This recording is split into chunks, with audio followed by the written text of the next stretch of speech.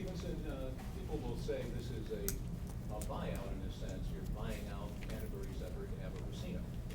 Is that a fair way to look at this? No, I think it's probably an unfair characterization. It's a business partnership to start with from a marketing perspective. The racino issue isn't necessarily going to go away, but here in the southwest corner of the metro, we think it's smarter to approach this as a joint venture. To market jointly, not market against each other. Certainly, the sum of the parts is going to be greater, and so it's not fair probably to characterize it as a buyout. It's an arrangement, a partnership, a marketing arrangement that we think has long-term implications for the health of the industry and helps us market this area. Would everybody just identify themselves when they ask a question? Thanks. Ed, Bill Hudson, WCCO TV. Where does simulcasting fit into this, and where do you expect to take that down the road once this agreement is approved by the Racing Commission? Yeah, this past legislative session, we had a bill was passed through the legislature that authorized an increase in the card table count, I believe an extra 30 tables, increase some of the bet limits, and allow for the potential of simulcast at tribal operations around the state. There are some legal issues to be dealt with there. We don't have an answer to that question right now, but certainly if we can overcome the legal hurdles, we think it's a win again for both parties, because the more exposure we have out around the state for simulcasting, the greater the handle, the greater the opportunity for purse enhancement. So hopefully we can overcome what legal obstacles we have, and we'll be able to engage in simulcast. Bill Keller, Fox 9. So how much are the actual purses going up? You say doubling. How long will it take to get there? What are the purses now annually? It's a 10-year agreement, and I think Randy has some of those numbers.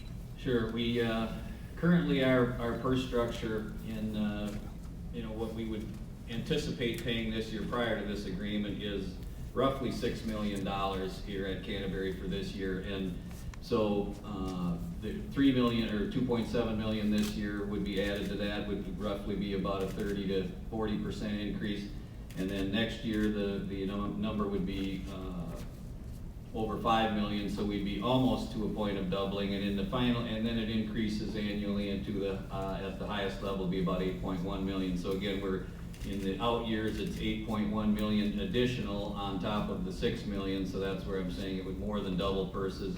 As Mr. Stevenson said, that would put us into roughly in the top 25 tracks in the country and allow us a purse structure that would be very competitive with tracks like Arlington and Remington Park and Prairie Meadows, which currently are all in that same purse level per day, and those are the Midwestern tracks that we compete with most. So this would be a night and day opportunity for the horse industry in terms of being able to be competitive. And just to follow up, for those who don't follow horse racing that closely, what's the significance of raising the purses? What does it do for the sport? What does it do for the type of riders, the horse that you get here? Sure. The answer to that is it's twofold. That where we get horses here to race at Canterbury are horses that are bred in Minnesota to come here and race, and horses that we recruit from other tracks around the country that race in the winter to come here and spend the summers racing with us. And right now, Prairie Meadows in Des Moines, Iowa, Arlington in Chicago, Illinois, pay significantly higher purses than we do, and it makes it very tough to recruit some of the better stables. So, and also the breeding industry has gone from just the last few years, several hundred foals in Minnesota, to this year where there will be less than 100 thoroughbred foals in Minnesota. So we've seen a dramatic drop off that without an immediate boost of purses, a boost to the industry, we would see this, a few years out, a very difficult time filling races. So the idea is exactly what you said. It will provide us with an opportunity to get better horses here, better jockeys here, higher end trainers. We have a wonderful facility here. Our backside is terrific. Our track surface is terrific. Our facility is terrific. We have a first-class facility here, world-class facility, and with the ability to pay competitive purses, we're looking forward to having world-class racing here within just a few years. Randy, Tom Hauser from KSTP. What's that? Just a quick question. During the Go ahead. legislative session, your representatives were touting that a racino would bring in, $1 billion, $1.4 billion a year. Why would you settle for so much less in this agreement?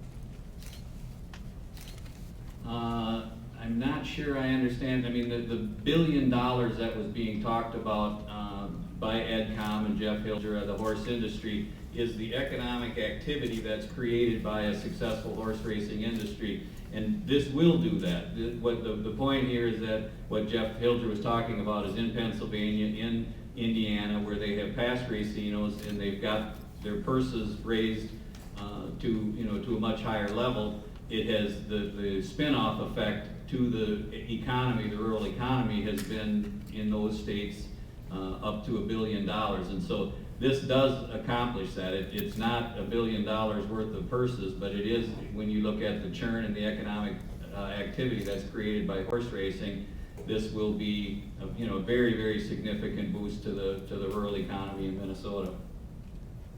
Randy, about the only people not happy about this probably will be the lobbyists who have received millions of dollars from the two of you over the last several years.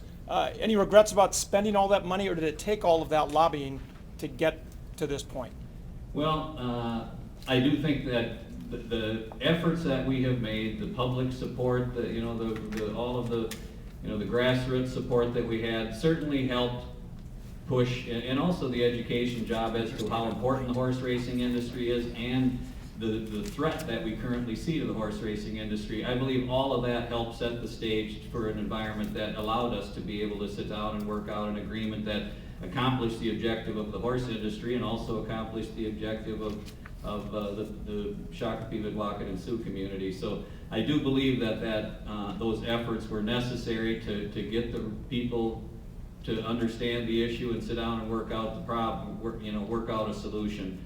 I can tell you also, in terms of our business going forward, it will be helpful to not have to spend as much money on lobbying and use that money to build our business instead and to grow horse racing. And from the tribe's perspective, will you be able to spend less, or are there still other threats to tribal gaming that you'll have to fend off? We'll be able to spend less, and that's a positive aspect of this, certainly. But we'll always have an effort over in St. Paul, so we'll just see how the future evolves. Alan Costin, Care 11, is asking on that point, what about if Running Aces still goes ahead and we're to have Racino, how much of a threat is that? Well, the racino with Running Aces would certainly still pose a threat, probably more so to the north than it would out here to the southwest, but we're concerned about that, and we obviously would want to work together to prevent that from happening, because we don't want to do anything to jeopardize the partnership we're pushing today. And so we want to have a healthy gaming entertainment destination here in the Southwest, and I think Randy's signed on to that concept, and we will work together to try to see if that doesn't happen.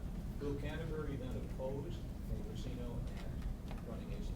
The short answer to that would be yes, that we have an agreement that we're very happy with, that's going to provide us what we've been needing for the last 10 years, what we've been trying to accomplish for the last 10 years. We're very pleased with that partnership and that arrangement, and we will take whatever steps are necessary to protect the interests of that agreement and partnership. And so that, yes, that would include opposing really any expansion of gambling that would jeopardize the health of our agreement and the status of this situation. So the lobbyists will keep working then, I imagine. There will still be lobbyists. Ed, Bill Hudson, WCCO again. Why not join in negotiations with Running Aces, much like you have done with Canterbury? Do you anticipate doing something like that? No, I mean, we view this Southwest as our market area, our prime market area, and we're very happy with the relationship we're establishing with Canterbury, and we'll stay focused on that.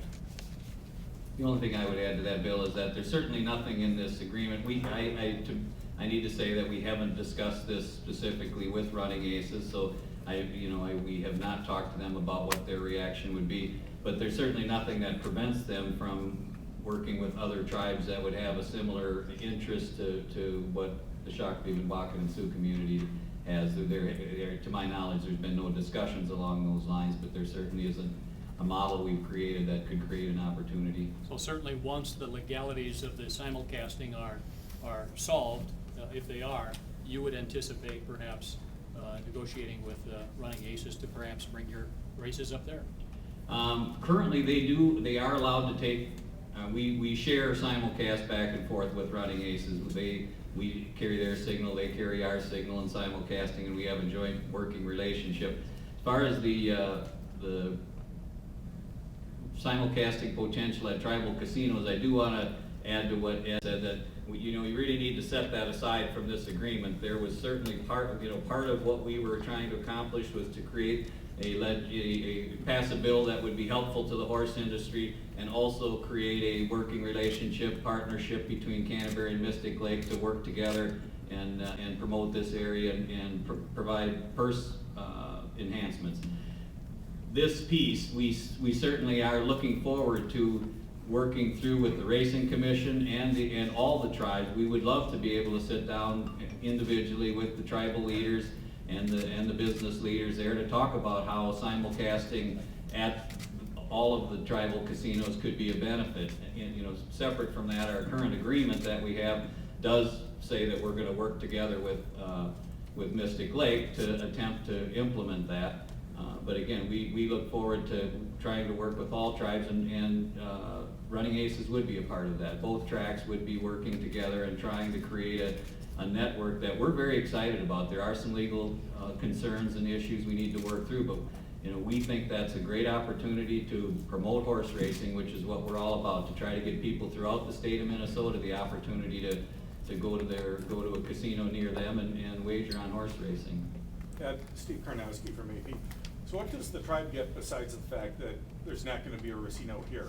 What benefits are you getting out of the cooperative marketing agreement? Well, on a good race day at Canterbury Park, we'd anticipate 10,000 to 12,000 fans. And we're hoping that when they finish enjoying a day at the races, they'll come back down to Mystic Lake or Little Six Casino and enjoy themselves there, obviously. So there's a cross-marketing opportunity. We'll be doing a lot of joint promotions with Canterbury Park that will offer some enticements and encouragements for people to move between the two properties. So it's not just one way. We expect that some of our patrons will certainly come down to Canterbury and enjoy themselves. So there's an economic benefit just from that fact alone. We're very excited about the opportunity. We don't currently have a poker room, haven't planned a poker room, but certainly Canterbury Card Club has established itself as a great destination. We see eventually some tournament opportunities. We jointly promote tournaments. And that's something we're exploring with Canterbury Park right now. So a lot of opportunity for cross-marketing and benefit to the tribe. Yeah, I could add to that when you look at our two businesses, in some ways we compete, but Mystic Lake has slots, they have a hotel, they have a golf course, they have an entertainment venue. We're in the racing business and do some special events, and we have a poker room. And as Ed said, they don't have poker, so the two work very well together. We have a great opportunity to, we don't have a hotel, they've got a wonderful hotel, so it's a great opportunity for us to promote the businesses and drive people to help their business. How long has this been in the works? When did this idea first begin to germinate? The first discussions really during the legislative session, as most of you recall, Representative Kelly had a plan that involved trying to get the racetracks working together with the tribal governments on a gaming plan. That particular plan didn't come to fruition, but it did start the idea of maybe there's a way we can start talking and work together, and it became clear in those discussions that Canterbury's interest truly was helping the horse industry, not getting a racino, and so that opened the door for further dialogue. And Speaker Zellers was extremely helpful in encouraging the parties to get together. The governor encouraged the parties when we talked, and so there was some people in high places that were saying, hey, this would be a great thing if you guys can work together. And so roughly a month ago was the first direct conversations between Ed Stevenson and myself, and then getting Chairman Crooks involved. And so it actually came together relatively quickly once we realized we did have a common goal that we thought we could move forward. So were these talks underway? I'm with the Valley News, Shannon Fiki. So were these talks already underway with the previous agreement that was passed by Governor Dayton? That's correct. Okay. We were having these conversations at the same time we were talking, and again, it really was a two-step process. We were talking about, is there a way we can get a bill passed that'll help, that'll allow us to promote horse racing to the tribal gaming facilities and expand our card room, and is there a way to work together on a marketing agreement? And those discussions did start at the same time. How soon would you expect the Racing Commission to act on this? I think at the earliest, there is a process, a notice period, and, you know, that will be a very public process as they go through the approval process. I think, you know, we've requested to try to do it by the end of next week, and we will, you know, but I can't put them on the spot with any particular date because they have not even, we have not submitted to them yet the agreement, and asked them to conduct a hearing for approval, but we do hope they will schedule a special meeting, and hopefully it'll be within the next 2 weeks. All right, anybody else? One more question? Lisa Baumann, Shakopee Patch. Just wondering, at the end of 10 years, is there something in the agreement that says you negotiate? We have the opportunity at the end of the first 10 years to renegotiate for subsequent terms. And so at the end of 10 years, we'll talk about that. We do hope it is an opportunity to have 5-year extensions as part of the agreement, and we certainly hope that this is an arrangement that is gonna be very beneficial to all concerned, and that prior to the 10 years being up, we'll be talking about how to continue the relationship. Thanks, folks. Thank you very much. All right, thank you.